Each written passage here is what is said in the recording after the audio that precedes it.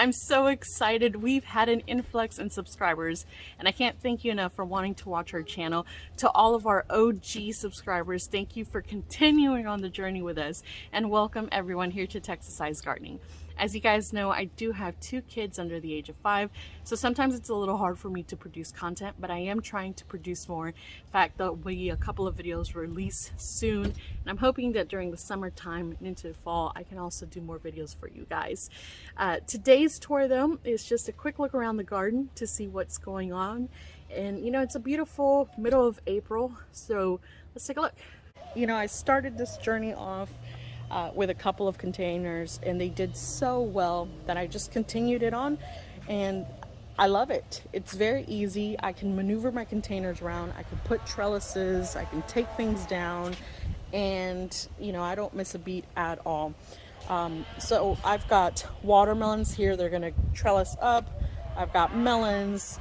We went ahead and added another trellising here arch for beans, and then on the outside of these containers is some shishito pepper. So container gardening is just a great thing to do, especially when you're limited for space. You know, I've got peppers back there. I've still got some carrots that are growing in here. All right, let me walk you over to this part of the garden. We've got some tomatoes coming in strong here. In fact, the other day I was looking up, yep, there they are. Got some tomato babies there. More container gardening. If you're really limited for space, really container gardening as well as vertical gardening is the way to go. As you can see here, we've got this self-made raised bed there with containers, and then we incorporated an arch, and then we again maximize the space around it. So here we'll have some different kind of green beans growing up this trellis here. Got some tomatoes at the end there. And my husband designed this little system as well. It's kind of a raised bed incorporating, like I said, a container in there. And he added some arches, and it's worked out really good. We've got the okra on the exterior, and this year I'm trying to incorporate more flowers.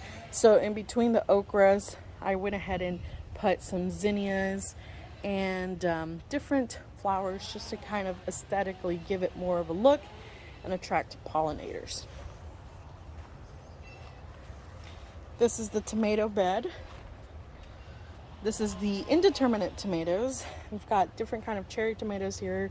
And I mean, I think I saw some of these little fellows putting on some tomatoes. Yep, here we go. Putting on some tomatoes, as you can see here. So, I love it.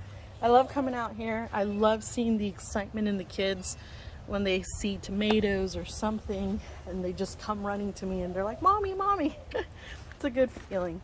I still have this beet. I think I'm going to pull it here pretty soon. We're still getting some cool temperatures, but once it starts to get hot, I'm going to go ahead and pull that beet from there. My compost pile here, and I actually started to have seedlings pop up, and so in digging around I found a lot of worms. So I said, hey, well, if I'm going to do a hands-off kind of style method of growing, then I'm going to grow something that I want to grow. So I took those seedlings out and I popped in here watermelons. These are the big watermelons, so I'm not going to arch those. I'm going to let them go wild. And then over here, I've got pumpkin.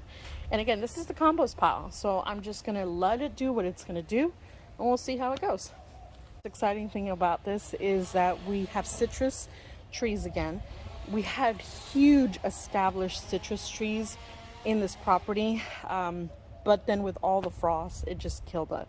So I had to replant some citrus trees, and I am seeing little, this is a lime, but I'm seeing little limes in there, and you know, I love limes. I use limes all the time. Over here, a fig tree that is about, I think it's 2 years old now, has just blossomed this year. So I'm hoping to maybe get a couple of figs from it. My mom has a huge one in her house, and you know, I just want my own fig tree as well. The pomegranate that started off yay big is now like this. I think it takes about 3 to 5 years for pomegranates to give off fruit. I have seen it to where some people's pomegranate trees within year 2 start to produce, but this one was a little thing, so it's needed some time to grow. And I'm just happy to see the green foliage on it, to be honest with you.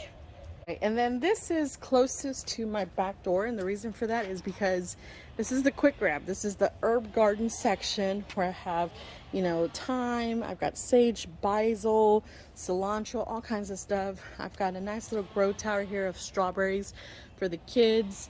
I've got some of my seed babies that are going to go into a raised bed tutorial that I'm going to show you guys. So this is closest to me, and I like it. I really do. And into the raised bed we go. This year we went ahead and put some fabric all around it to protect it, hopefully from vine borers, because I want squash and it's hard to grow squash with so many vine borers.